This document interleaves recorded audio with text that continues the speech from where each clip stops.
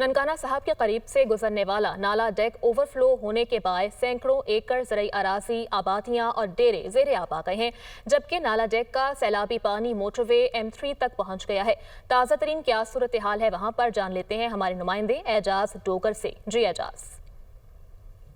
जी, एक तरफ गुज़श्ता 5 रोज़ से जारी जो बारिशों ने शदीद नुकसानात किए हैं, लोगों की फसलें तबाह हुई हैं, तो दूसरी जानब ननकाना साहब के करीब से गुजरने वाला ये नाला डेक है, जिसमें जो है ज़्यादा पानी, शदीद पानी का बहाव है, जिसकी वजह से जो है पानी ओवरफ्लो कर चुका है और यहाँ पर जो है सैलाबी सूरत हाल नज़र आ रही है।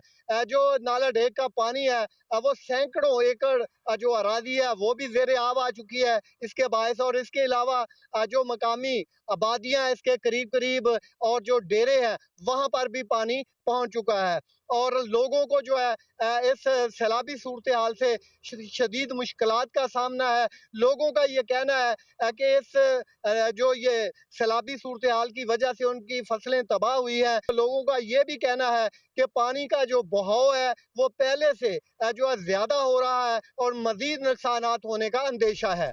जी।